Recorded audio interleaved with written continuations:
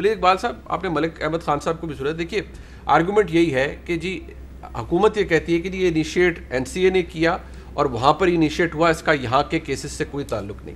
لیکن مسلم لیگ نون کا ڈیفینس کیا ہے؟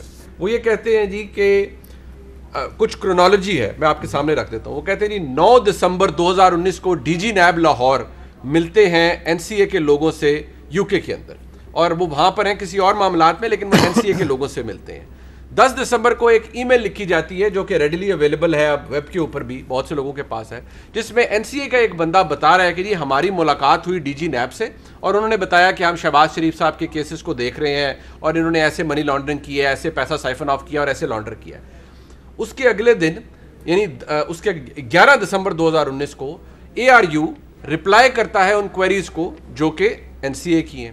پھر 19 دسمبر کو 2019 کو اکاؤنٹ فریز ہو جاتے ہیں. تو مسلم لیگ نون کا ماننا یہ ہے کہ جو سارا پروسیس تھا اس کے اندر نیب نے اسسٹ کیا, اس کے اندر پاکستانی اداروں نے اسسٹ کیا, اور اس کے باوجود بھی سلیمان شہباز صاحب کے خلاف کچھ ثابت نہیں ہوا. ہینس شہباز شریف صاحب کے خلاف کچھ ثابت نہیں. دیکھیں جی اس میں 2-3 باتیں بڑی اہم ہیں.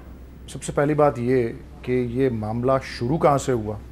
جو میرے پاس انفارمیشن ہے وہ یہ ہے کہ معاملہ شروع ایک بینک سے ہوا, اور ایک بینک نے ایک سسپیشس ٹرانزیکشن کو فلیگ کیا, رپورٹ کیا. اب وہ بینک, یہاں 2 بینکوں کا ذکر آتا ہے, royal bank of Scotland RBS جو کہ نیٹ ویسٹ بینک کا گروپ کا بینک ہے, اور دوسرا بارکلیز. انہی دونوں میں سے کوئی ایک ہوگا, میرے پاس وہ ایگزیکٹ نہیں کہ ان دونوں میں سے کون سا تھا, لیکن بینک نے ایک سسپیشس ٹرانزیکشن فلیگ کی. اور وہ سسپیشس ٹرانزیکشن جب انہوں نے فلیگ کی تو این سی اے کو انہوں نے, ظاہر ہے این سی اے وہاں پہ کمپیٹنٹ اتھارٹی ہے جس کو آپ یہ آگاہ کرتے ہیں کہ یہ سسپیشس ٹرانزیکشن ہے, اس کو آپ لک انٹو کریں.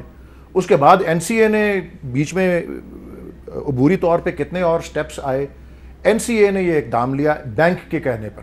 ٹھیک ہے. اور ایک اہم بات اور یہ بھی ہے پروسیجر کی, کہ یہ آپ کے سامنے جو میجسٹریٹ کا آرڈر ہے 2 صفحے کا, یہ کسی قسم کی جوڈیشل ڈٹرمنیشن ہے ہی نہیں. یہ ایک ایسا کیس نہیں ہے کہ مقدمہ چلا, وہ ایک فلاں بمقابلہ فلاں, یا ریاست بمقابلہ, یا اسٹیٹ بمقابلہ سرکار بمقابلہ so and so. Primarily civil in nature, جیسے non freezing order. It is no میں عرض کرتا ہوں کہ پاکستان میں بھی ایسے قوانین ہیں, انگلستان میں بھی ہیں, کہ کسی کو اگر آپ نے پراپرٹی کو فریز کرنا ہے یا اٹیچ کرنا ہے, یا آپ نے کسی کے گھر کے اندر جانا ہے, تو میجسٹریٹ کے آرڈر کے بغیر. تو جب فریز کرنے کا آرڈر لینا تھا تو میجسٹریٹ سے لینا تھا, اس کو لفٹ کرنے کی باری آئی تو میجسٹریٹ نے ہی لفٹ کیا. اور اس میں بالکل آپ نے درست یہ پوائنٹ آؤٹ کیا ہے, اور یہ سب لوگوں کے سامنے واضح ہے کہ 2 ہی نام ہیں, ذوالفقار احمد صاحب اور ان کا کلائنٹ اکاؤنٹ, اور یہ سلیمان شہباز صاحب, جس کے بارے میں اسی کیپٹل ٹاک پہ شہباز شریف صاحب بیٹھ کے کہتے رہے ہیں کہ میرا بیٹا کیا جانے, اور وہ اس سے پوچھیں وہ کیا کرتا ہے, وہ اس کا کاروبار علیحدہ ہے, وہ بالکل علیحدہ ہے, میرے کام میں ان کے کام میں میرا کوئی شیئر نہیں ہے. اور ایک بڑی اہم بات یہ ہے کہ یہ آرڈر جو ہے اس کے اوپر تاریخ 10 ستمبر کی ہے, آج 28 ستمبر ہے. یہ 17-18 دن کدھر رہا یہ آرڈر, اور یہ کیا, یہ ایک میں سمجھتا ہوں ایک جھوٹا نیریٹو اس پہ بلڈ کیا جا رہا تھا.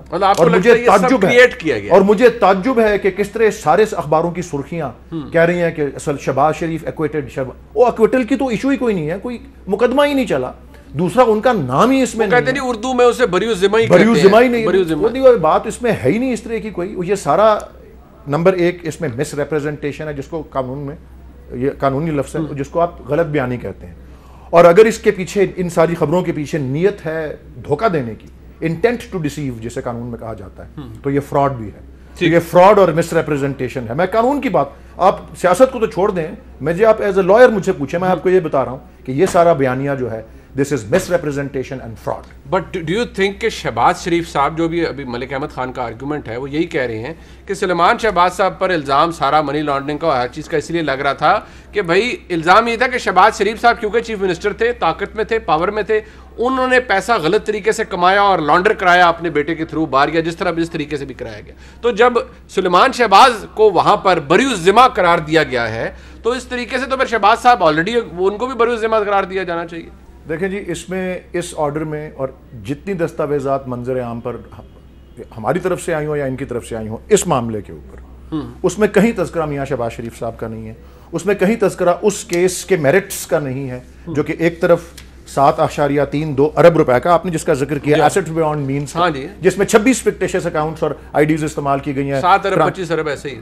دوسرا 25 ارب کا ہے منی لانڈرنگ کا کیس، جس میں رمضان شوگر ملز اور العربیہ شوگر ملز کی لبادے کے اندر جو ہے، اور 52 جو ہے فکٹیشس اکاؤنٹس اور پی اینز اور ٹی بوائز کے اکاؤنٹس، اس کے میرٹس تو یہاں انڈر ایڈجوڈیکیشن ہے. وہاں کہاں وہ مطلب آپ کے نزدیک ان میرٹس کو بے شک ایویڈنس پرووائڈ بھی کر دیا، این سی اے نے نہیں دیکھا ہوگا. این سی اے وہ سٹیج ہی کوئی اور تھا، اور این سی اے اور اس میں اے آر یو اور نیب کی اگر کوئی انوالومنٹ تھی بھی تو محض ان کی ایز ریئیکٹیو انوالومنٹ تھی. انہوں نے سوال پوچھے، انہوں نے کوئی جواب دے دیے. انہوں نے کہا یہ اچھے بندے ہیں، انہوں نے کہا اچھے بندے نہیں ہیں.